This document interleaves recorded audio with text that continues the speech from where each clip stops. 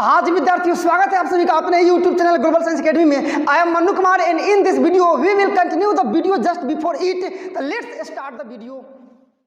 Part 2 देखिए, आपके 11th का जो लेसन 1 है जिसमें मिसलेनियस एक्सरसाइज मतलब विविध प्रश्नावली, इसका पार्ट 1 हम लोग कंप्लीट कर चुके हैं, जिसमें क्वेश्चन नंबर 1 से लेकर के और क्वेश्चन नंबर 5 तक किए हैं।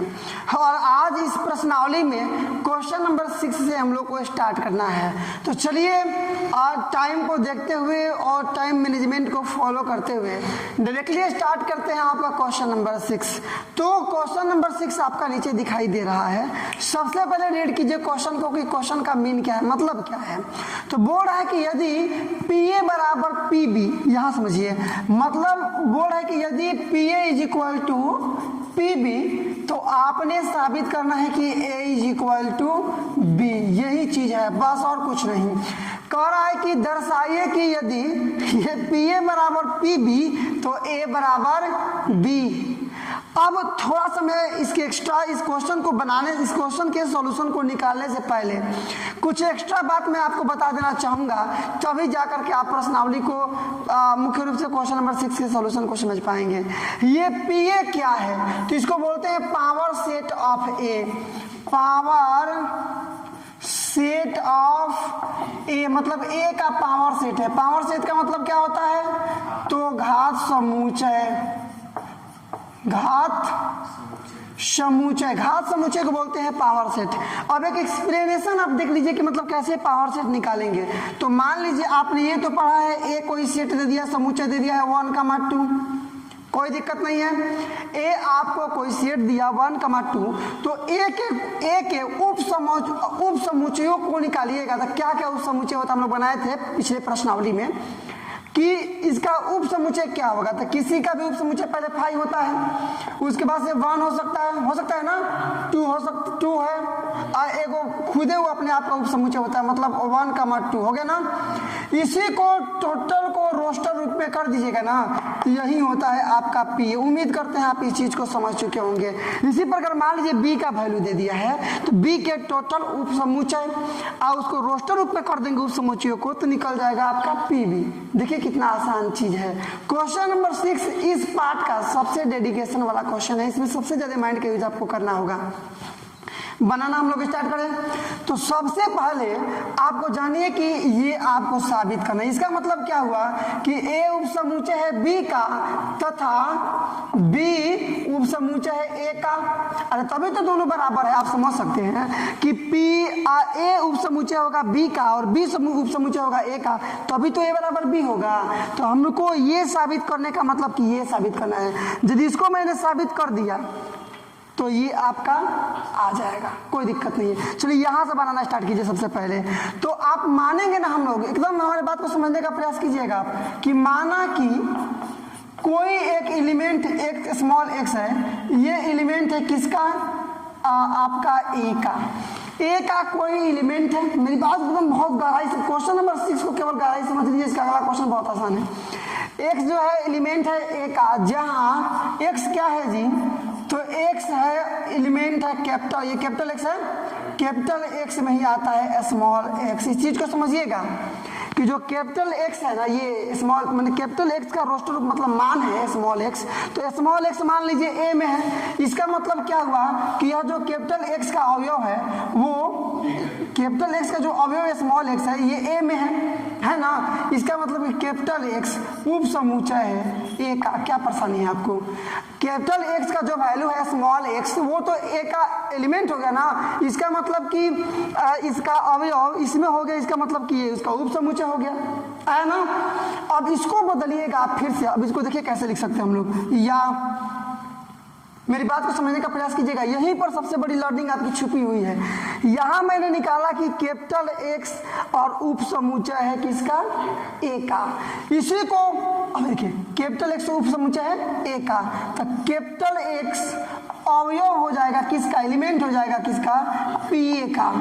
किस प्रकार से, तो ये इस प्रकार से कि A का जो उप समुच्चय निकालिएगा टोटल, वही तो होगा PA। तो टोटल A का उप समुच्चय निकालिएगा तो उसमें एक तो X भी आएगा, मैं स्पेशल है कि x आएगा, 5 आएगा ना। इसका मतलब ये x जो है वो एलिमेंट हो जाएगा इसमें। जैसे यहाँ पर देखिएगा इसमें तो 1,2 है, ये एलिमेंट हो गया है अब PA का, समझ रहे हैं ना। इसी प्रकार से एलिमेंट हो गया, या मिलाइएगा ये x एलिमेंट हो गया। देखिए ये आपका दिया क्या है यहाँ पर, PA बराबर PB दिया है ना, चूंकि PA बराबर क्या तो PB, तो जहाँ PA है वहाँ लिख सकते हैं हम लोग PB, लिख सकते हैं ना। अब उल्टी प्रक्रिया करेंगे, जिस प्रकार से इसको यहां तक लेकर के आए उसी प्रकार से इसको भी, अब इसको भी ऐसे लिख सकते हैं हम लोग। अच्छा, इसको हम लोग ऐसे लिखे हैं तो इसको भी तो हम लोग ऐसे लिख सकते हैं कि x उप समुच्चय है B का, जबकि x उप समुच्चय है A का, तो ऐसे लिखे। तो ऐसे ही चीज को ऐसे भी तो लिख सकते हैं, या इसी को ऊपर ले चल के हम लोग ऐसे भी लिख सकते हैं। ये लिखे ना हम लोग उप समुच्चय है, या ऐसे भी डायरेक्टली लिख सकते हैं कि जो स्मॉल x है ये कैपिटल X है, ये एलिमेंट है B का। नहीं समझ में आया? ये समीकरण फर्स्ट, ये समीकरण सेकेंड। समीकरण फर्स्ट बोल रहा है कि x जो है वो एलिमेंट है A का, और समीकरण सेकेंड बोल रहा है कि जो x है वो एलिमेंट है B का। इसका मतलब कि x जो है A और B दोनों का एलिमेंट है, इसका मतलब जो A है वो उप समुच्चय है B का, मतलब A के टोटल अवयव B में है, तभी तो जो B में यहाँ पर है वो A में भी है। अरे बस समझ में ना, वही काम करेंगे समीकरण फर्स्ट और समीकरण सेकेंड से। समीकरण फर्स्ट तथा समीकरण किससे, सेकेंड से क्या हो जाएगा आपका कि A जो उप समुच्चय है B का। तो एक चीज तो हम लोग का आ गया, A उप समुच्चय हो गया B का। इसी प्रकार से यदि B उप समुच्चय हो जाएगा A का तो साबित हो जाएगा। तो हम लोग डायरेक्टली चाहे तो लिख भी सकते हैं, यहाँ x बराबर y बराबर मान लेंगे, इसमें y करते चलाएंगे तो वो वाला आपका साबित हो जाएगा ना। तो मैं डायरेक्टली वही चीज इसलिए इसी प्रकार से काम चला दे रहा हूँ। लिख देंगे कि इसी प्रकार क्या मिल जाएगा आपको, ये B उप समुच्चय आ जाएगा, एक आएगा ना। तो चूंकि A उप समुच्चय हो गया B का तथा B उप समुच्चय हो गया A का, इसलिए हो तो गया आपका A बराबर B। यही आपको साबित करना था। इस चीज को बहुत डीपली समझिएगा, उबने से काम नहीं चलेगा, क्योंकि बनाना तो है ना, कैलकुलेशन तो आपको निकालना है। और मैं क्या कर सकता हूँ, आपको केवल समझा ही ना सकता हूँ, समझना तो आपको है। तो जब मेरे साथ आप जुड़ जाइएगा, आपका कंसंट्रेशन मेरे वर्ड पे जुड़ जाएगा, मेरे सेंटेंस से जुड़ जाएगा, तो आप आसानी से समझ लेंगे। अदरवाइज आपका माइंड यदि कई जगह कन्वर्ट है तो आप मेरी बात को नहीं समझ पाएंगे और मेरा जो प्रयास है वो व्यर्थ चला जाएगा। तो क्वेश्चन नंबर 6 हम लोग कंप्लीट किए। आई होप डेट कि आप बहुत अंडरस्टैंड किए होंगे बेहतर ढंग से। अब देखिए 7, आप इसका क्वेश्चन नंबर 7 देखिए क्या बोल रहा है। बोल रहा है कि किन्हीं दो समुच्चयों A और B के लिए क्या मिला, लीजिएगा यहाँ पर देखिए, ध्यान दीजिए कि power set of A union power set of B is equal to P A power set of A union B। मतलब कि क्या PA यूनियन PB और PA यूनियन B दोनों बराबर है। तो इसको आसानी से समझाने के लिए, बहुत इजी लैंग्वेज में एकदम आसान तरीके से समझाने के लिए मैं आपको एग्जाम्पल के थ्रू समझाऊंगा, ताकि आप मेरी बात को आसानी से समझ सकें। जैसे कि हम कुछ भी ले सकते हैं अकॉर्डिंग टू, अब कुछ भी हम लोग ले सकते हैं। मैं यहाँ ले रहा हूँ, माना कि A और B दोनों का कुछ वैल्यू मैं लेकर चेक कर दे रहा हूँ। A बराबर ले लेते हैं हम लोग 1,2, okay, and B is equal to हम लोग ले लेते हैं B बराबर 3,4। आप इसके अलावा कुछ भी ले सकते हैं। देखिए, हमको साबित करना है कि क्या किसी भी कंडीशन में ये दोनों बराबर होंगे। तो हम एक कंडीशन ले लिए हैं, यदि दोनों बराबर हो जाएगा तो बराबर होंगे, बराबर नहीं होगा तो बराबर नहीं होंगे। तो PA निकालिएगा पहले। अब निकालना तो अब जान गए हैं कि पहले PA का मतलब क्या हुआ कि A का जितना भी उपसमुच्चय है उसका रोस्टर रूप, अभी मैं क्वेश्चन नंबर 6 को समझाते समय पहले वही आपको समझाया था, इसमें बहुत ज़्यादा उसका यूज है। मतलब PA निकालिएगा डायरेक्टली आप, तो क्या बन जाएगा आपका, इस बात को समझिए क्या बनेगा।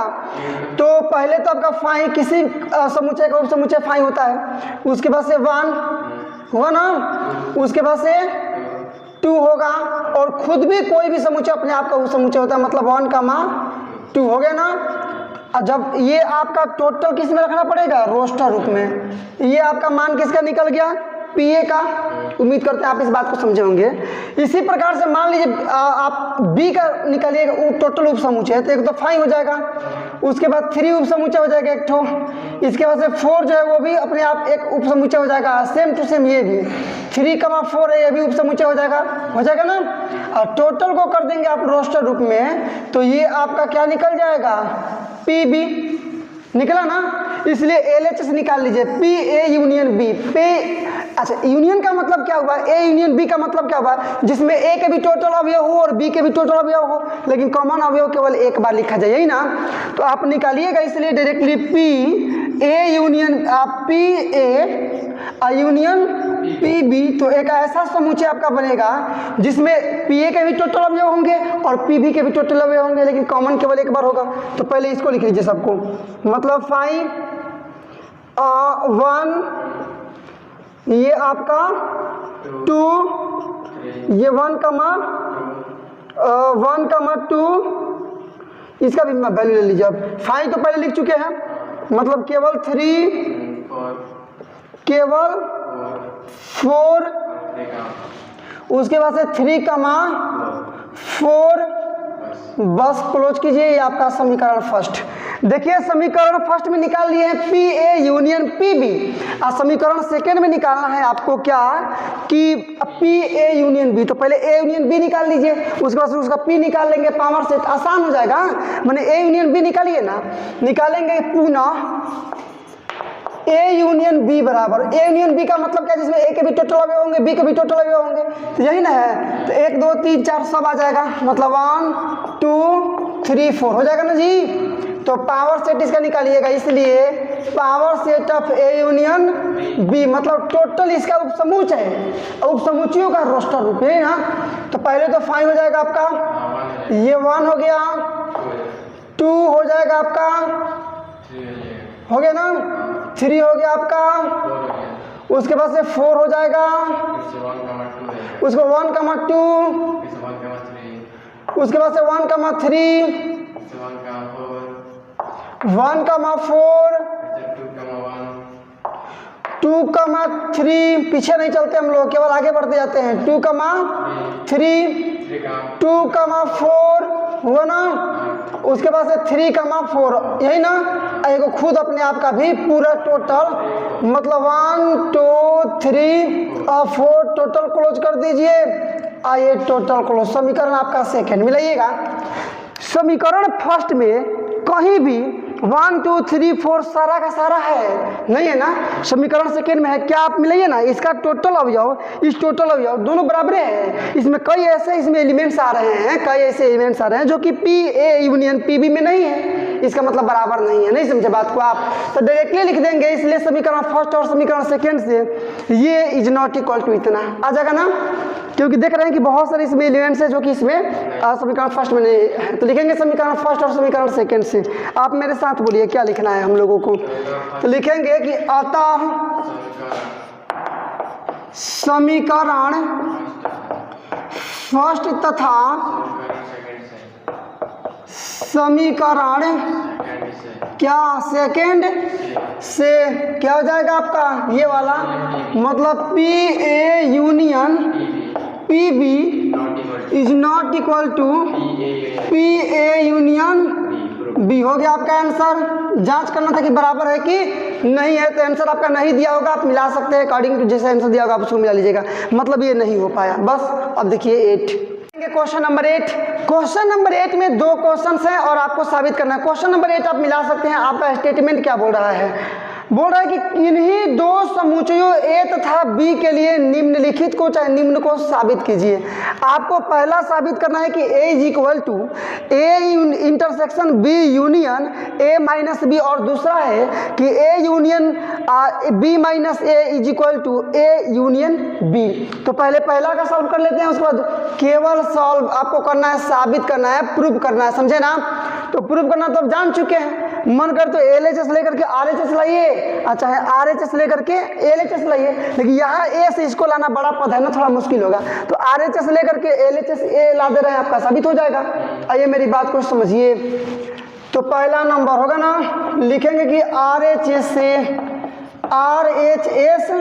से क्या दिया है बोलिए ना, तो A union B, sorry A intersection B union A minus B, ठीक है ना, बराबर। ये देखिए A यूनियन B, ठीक है ना, A इंटरसेक्शन B यूनियन, इसको देखिए ये a माइनस बी को हम लोग लिख सकते हैं डायरेक्टली, ये a माइनस बी को हम लोग डायरेक्टली लिख सकते हैं a इंटरसेक्शन b डैश। इस बात को समझने का प्रयास कीजिए।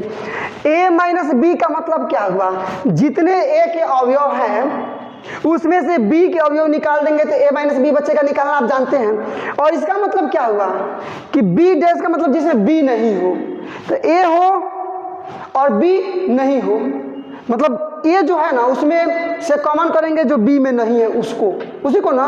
यहाँ का भी मतलब वही हुआ जो ए में है और बी में नहीं, इसका मतलब दोनों बराबर है, तो इसके जगह पर डायरेक्टली लिख दूंगा इसको। मतलब क्या है ये आपका, तो ए और इंटरसेक्शन बी डैश।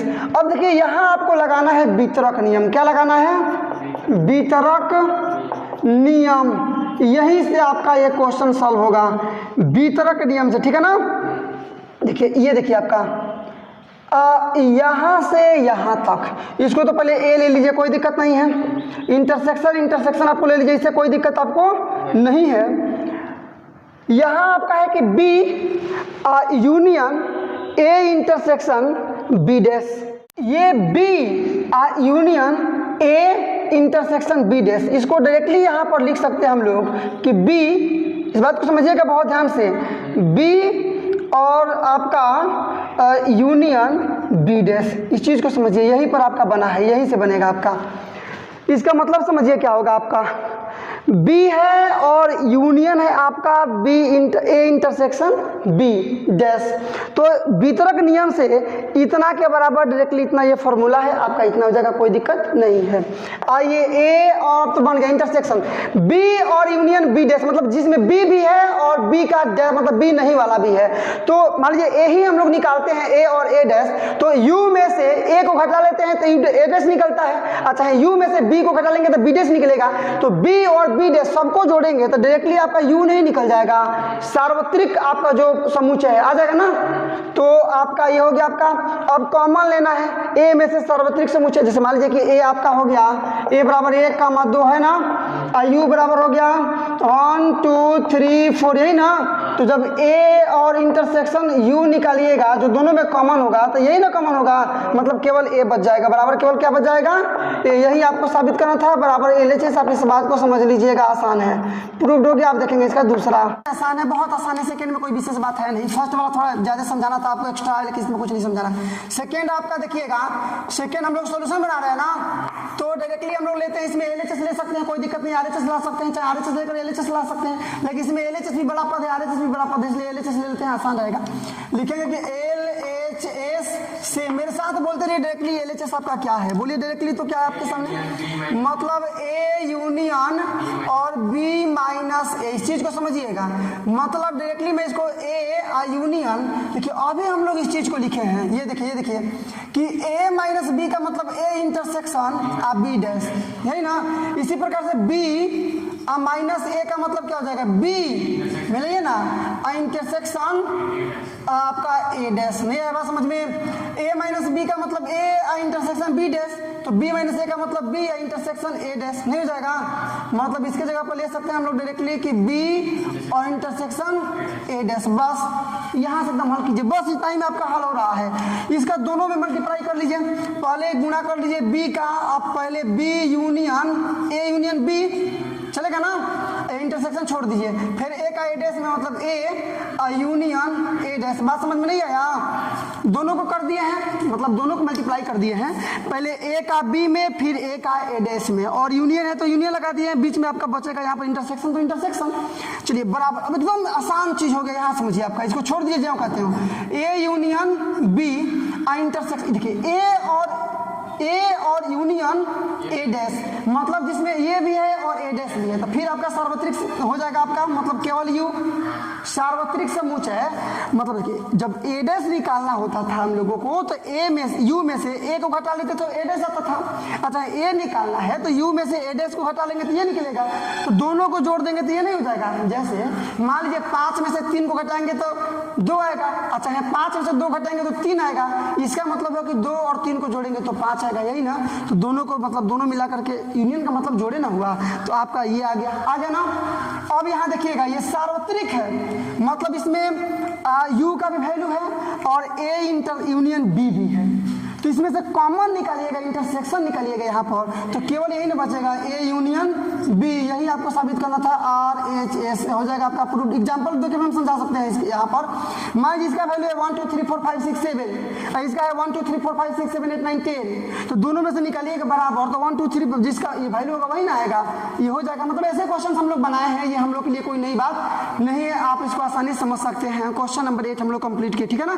अब देखिए 9 क्वेश्चन नंबर आपका 9, और समझिए कि आपने अब इस पार्ट में जो ज्यादा थोड़ा डिफिकल्ट तो नहीं कहा जा सकता है, लेकिन थोड़ा ज्यादा सोचनीय प्रश्न थे, जिनके हल के लिए काफी फोर्स की आवश्यकता थी, उन सारे प्रश्नों का सॉल्यूशन आपने कर लिया। अब जो 9 और 10 मैं इस पार्ट में आपको देने वाला हूँ, हाँ जी बिल्कुल सही देखा, आप सुना आपने, 10 तक ही हम लोग इस पार्ट में बनाने वाले हैं। तो ये 9 और 10 ये दोनों आपके आसान है, बहुत मजेदार है। जैसे 9 देखिए ना, बोल क्या रहे, उचित गुणधर्मों का उपयोग करके, तो हम लोग अनुचित तो करते नहीं है, सारा काम उचित ही करते हैं। फिर से एक बार उचित काम करना है आपको, मतलब उचित गुणधर्मों का उपयोग करके और इसको साबित करना है, दोनों को आसानी से हो जाएगा। मैं आपको थोड़ा एग्जांपल भी दे देकर समझाऊंगा, हालांकि नहीं भी दूंगा तो आप समझ जाएंगे। यदि आपने 1.1, 1.2, 1.3, 1.4, 1.5 और 1.6 किया है तो समझे ना, जिस आपका कंप्लीट है तो आपके लिए एग्जांपल देने की आवश्यकता ही नहीं है बिल्कुल। जैसे सॉल्यूशन हम लोग चलेंगे पहले के लिए, सबसे पहला ना LHS लेते हैं, दोनों में RHS ला देंगे, मतलब ए लाना है दोनों में, तो लेते हैं पहले LHS से, बोलिए ना मेरे साथ, LHS क्या है आपके सामने, तो LHS है आपका A union A intersection B बराबर, मल्टीप्लाई कर लीजिए दोनों में, मैंने A का A में फिर A का B में, तो A का करेंगे A में, तो यूनियन ये तो रहेगा ना आपका, A यूनियन A रहेगा ना, ये इंटरसेक्शन लगा लीजिए, फिर इसका इसमें A ये यूनियन B। देखिए ना कितना आसान है, A यूनियन B, A का मतलब क्या हुआ, मान लीजिए कि A बराबर आपका हो गया 1,2 हो गया ना, और B बराबर कुछ भी लीजिए अपने मन से, आप कोई भी एग्जांपल ले सकते हैं, मैं समझाने के लिए कर रहा हूँ, आपका सॉल्यूशन में नहीं रहेगा। मान लीजिए मैं कर दिया 2,3, कोई दिक्कत नहीं है। तो A यूनियन B मतलब A यूनियन A, मतलब A के भी टोटल अवयव होना चाहिए और A के भी टोटल अवयव होना चाहिए, मतलब दो को समुच्चय लिखने में A टोटल अवयव हो, तो टोटल अवयव होने का मतलब क्या है, यही ना होगा, क्योंकि A में भी 1 2, ऐसे भी 1 2, तो 1 लिखिएगा तो वैनिस्ट को तो दो बार, मैंने 1 2 दो बार तो लिखेंगे नहीं, क्योंकि वैनिस्ट एक बार लिखते हैं, तो 1 2 केवल बच जाएगा, मतलब केवल यही बच जाएगा। यूनियन इंटरसेक्शन ये A यूनियन B, जैसे देखिएगा यहाँ A union B निकालिएगा, A union B निकलिएगा ना, आप A यूनियन B निकलिएगा, क्या होगा 1 2 जगह 2 और 3, यही आएगा ना। अब उसी में आप A इंटरसेक्शन निकाल दे रहे हैं, तो अब क्या आएगा, आप देखिएगा, तो A इंटरसेक्शन निकालिएगा जो A में भी हो, इन लोगों इनमें भी हो, तो 1 है दोनों में, मैंने 1, उसके बाद से इसमें भी 2 है और इसमें भी 2 है, तो 2, और कोई है क्या कि जो दोनों में हो, है कोई, तो नहीं है, केवल यही है। तो यही है क्या मतलब क्या, केवल यही ना है, मतलब इन दोनों में कॉमन कीजिएगा आप, कॉमन, मेरी बात को समझिए, केवल कॉमन एलिमेंट ही लिखते हैं ना आप इंटरसेक्शन में, तो ये इंटरसेक्शन है, तो A यूनियन B A में इंटरसेक्शन निकालिएगा, मतलब कॉमन निकालिएगा, तो केवल आपका यही ना बचेगा, बराबर हो गया आपका RHS। देखिए कितना आसान है, कोई डिफिकल्ट बात इसमें है नहीं जी डियर, आराम से आप समझ सकते हैं। क्वेश्चन नंबर 9 का फर्स्ट बार और सेकेंड देख लीजिए, इसी में देख लीजिए, सेम टू सेम, कोई अंतर नहीं है।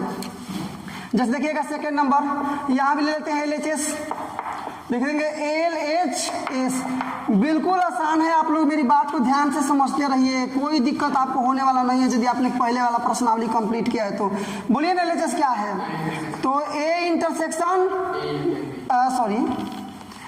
इंटरसेक्शन और A यूनियन B, यहाँ भी आपको A ही लाना है, यहाँ भी आपको क्या लाना है जी, बिल्कुल A लाना है, दोनों में मल्टीप्लाई कीजिए, इज इक्वल टू क्या रहेगा, कीजिएगा A का A में, तो A और union A, intersection A union है ना, यूनियन A का B में करेंगे तो A इंटरसेक्शन आपका B चलेगा। अब देखिए A इंटरसेक्शन A, मतलब जो A में भी हो और A में भी हो, तो A में A मतलब A ही ना होगा, मतलब आपका A ही हो गया, और यूनियन ये देखिएगा, ये आपका A इंटरसेक्शन B, आप यहाँ बात समझ लीजिए मेरा, यूनियन का मतलब सब मिला करके लिखना है, A का मतलब फिर वही एग्जांपल देखिए ना, 1,2 मान लीजिए है आपका, B बराबर है आपका 2,3, कुछ भी ले सकते हैं आप, तो ए यूनियन इंटरसेक्शन बी निकालिएगा तो क्या होगा, दोनों का इंटरसेक्शन जो दोनों में हो तो केवल दो ही ना दोनों में है, दोनों में दो है ना, तो आपका ए का वैल्यू इतना है और ए इंटरसेक्शन बी का वैल्यू इतना है, तो इन दोनों का यूनियन निकालिएगा, इन दोनों का यूनियन मतलब ए और ये यूनियन मतलब ए का मतलब है तो ना हाई वाला मतलब 1,2 है ना, यूनियन इसका मतलब जो दोनों में कॉमन मतलब 2 होगा ना, तो निकालिएगा तो इस यूनियन का मतलब सब लिखते हैं ना, मतलब 1,2 नहीं हो जाएगा, मतलब केवल इसका मतलब यही 1,2 मतलब केवल ए का मान आ रहा है। ये एग्जाम्पल देकर आपको समझा रहे हैं, आप डायरेक्टली समझिए, इसका मतलब केवल ए ही होगा बराबर RHS आपका अप्रूव्ड हुआ। क्वेश्चन नंबर 9 भी आपने काफी मजे से, क्या बोला मैंने, मजे से आपने कंप्लीट किया क्वेश्चन नंबर 9। अब इस पार्ट का क्वेश्चन नंबर लास्ट समस्या को समझने का प्रयास कीजिए। क्वेश्चन नंबर लास्ट का मतलब 10 आसान है वो भी, आइए बनाकर दिखाते हैं। 10 है क्वेश्चन नंबर 10 और ये भी आपको साबित करना है। बोल क्या रहा है कि यदि दिखाइए कि यदि A union A intersection B बराबर हो ए इंटरसेक्शन सी, तो आवश्यक रूप से नहीं होता है क्या कि बी बराबर में सी, मतलब ये दोनों बराबर नहीं है, ये आपको दिखाना है। याद रखिएगा ए इंटरसेक्शन बी बराबर है ए इंटरसेक्शन सी, तो आप सोच रहे होंगे कि ए दोनों में है और दोनों का इंटरसेक्शन बराबर है, इसका मतलब ए और बी भी बराबर होगा, बी और सी भी बराबर होगा। आपकी मानसिकता है सपोर्ट डेटा इसी काम कर सकती है, मेरी मानसिकता काम कर सकती है, किसी की भी कर सकती है कि यदि ए इंटरसेक्शन बी का जो वैल्यू है वो बराबर है ए इंटरसेक्शन सी का, तो इसका मतलब ए दोनों में है तो बी बराबर सी होगा, तभी तो दोनों बराबर है। लेकिन आपको दिखाना है कि नहीं, ये दोनों बराबर भी होना तो जरूरी नहीं है कि बी बराबर सी हो। आया बात समझ में? एक एग्जाम्पल के थ्रू मैं आपको ये साबित करके दिखाऊंगा। कुछ भी मान लीजिए मान आप ए का माना कि मतलब लेट, ठीक है ना, ए बराबर मान लेते हैं सपोज 1,3 मान लिए, कोई दिक्कत नहीं है। मैंने देखिए बी बराबर सी नहीं दिखाना है ना, तो बी और सी बराबर नहीं होना चाहिए। बी बराबर मान लेता हूं मैं 1,7 है ना, तथा सी बराबर मान ले रहा हूं मैं 1,4। मैंने 1 में सब में रख रहा हूँ, इस चीज़ को आप देखिएगा, अब बाकी वाला कुछ भी रखिए कोई मतलब नहीं है। तो इसका पहले वैल्यू निकालिएगा, इसलिए ए इंटरसेक्शन बी बराबर, जो ए और बी दोनों में हो तो दोनों में क्या है 1 है ना, तो 1 तथा इसका भी वैल्यू निकाल लीजिए ए इंटरसेक्शन सी बराबर, ए और सी दोनों में 1 1 है केवल है ना, तो 1, इसका मतलब दोनों बराबर हो गया। इसलिए क्या आ गया आपका ए और इंटरसेक्शन बी बराबर क्या आ गया ए इंटरसेक्शन सी। देखिए हमको दिखाना क्या है कि ए इंटरसेक्शन बी बराबर ए इंटरसेक्शन सी हो तो जरूरी नहीं कि बी और सी बराबर होगा। आप देखिएगा मैंने एग्जांपल लिया तो ए इंटरसेक्शन बी और ए इंटरसेक्शन सी दोनों बराबर आ गया ना, लेकिन क्या ये बी और सी भी दोनों बराबर है? बी का वैल्यू है 1,7 और सी का वैल्यू है 1,4, अर्थात ये दोनों बराबर नहीं है। लेकिन ए इंटरसेक्शन बी और ए इंटरसेक्शन सी दोनों बराबर है, इसका मतलब स्पष्ट नहीं हो गया कि ये दोनों बराबर हो तो जरूरी नहीं कि ये दोनों भी बराबर होगा। एग्जाम्पल आपके सामने है कि यहाँ दोनों बराबर है लेकिन ये दोनों बराबर नहीं है, हो भी सकता है लेकिन आपको नहीं वाला साबित करना था, तो ऐसा एग्जाम्पल लेना था कि जो कि नहीं पर आ जाए। तो 1 1 सब में कर लिए हैं, बाकी सब अलग अलग कर लिए हैं, आप समझ सकते हैं कि दोनों बराबर है लेकिन बी और सी बराबर नहीं है, तो लिख देंगे अतः स्पष्ट है कि ये दोनों तो बराबर है लेकिन ये दोनों बराबर नहीं है। या ऐसे लिख सकते हैं कि अतः स्पष्ट है कि यदि ये दोनों बराबर हो तो जरूरी नहीं है, मतलब आवश्यक नहीं है कि ये भी दोनों बराबर हो, अर्थात ये नॉट इज इक्वल टू भी हो जाएगा। आइएगा लिखेंगे कि अतः स्पष्ट है कि यदि क्या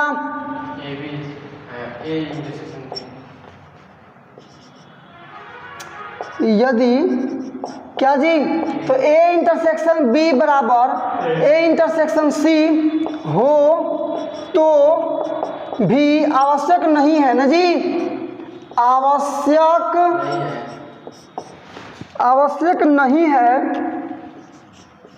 नहीं है कि क्या बी बराबर सी, यही आपको साबित करना था, प्रूव कर दिए कि यहाँ पर ये दोनों तो बराबर रहे लेकिन ये दोनों बराबर नहीं भी हो सकता है। इस प्रकार से क्वेश्चन नंबर 10 भी आपने किया कंप्लीट। और इस सेट में, इस पार्ट में हम लोगों ने, इस पार्ट में क्वेश्चन नंबर से लेकर के क्वेश्चन नंबर 10 तक के प्रश्नों का हल हम लोग निकाले। मिलते हैं अगले वीडियो में, जिसमें एक के बार हम लोग क्या करेंगे कि साथ 11 से लेकर के और लास्ट तक हम लोग क्वेश्चंस को बना लेंगे। तो बस तक देखने के लिए आपका बहुत बहुत धन्यवाद। ऐसे ही लगातार नॉन स्टॉप और हाई लेवल एजुकेशनल वीडियो को पाते रहने के लिए सब्सक्राइब कर डालो इस वर्ड लेवल एजुकेशनल चैनल को। और यदि आपने चैनल को सब्सक्राइब कर लिया तो वाकई में आपने काफी उत्साहवर्धक, उत्तेजक और प्रेरक कार्य किया है। अब एक काम और आपको करना है, लाइक करो इस वीडियो को ताकि पता चले कि दुनिया को इस प्रकार की वीडियोज लाइक हैं। और इसके बाद से all your social media group like WhatsApp, Facebook, Instagram इत्यादि पर शेयर करो इस वीडियो को ताकि पता चले कि दुनिया को अब पता चले कि इस प्रकार के एजुकेशनल वीडियो अब यूट्यूब पर आने स्टार्ट हो गए हैं। और बोर्ड एग्जामिनेशन की तैयारी करने वाले विद्यार्थी घर पर बैठ करके ही उत्साहवर्धक और संतोषजनक तैयारी कर सकते हैं। तो चलिए आज के लिए बस केवल इतना ही। मिलते हैं अब अगले वीडियो में कुछ नए प्रश्न के साथ, कुछ नए एनर्जी के साथ, कुछ नए मुद्दे के साथ। तब तक के लिए बेस्ट ऑफ लक। जय हिंद।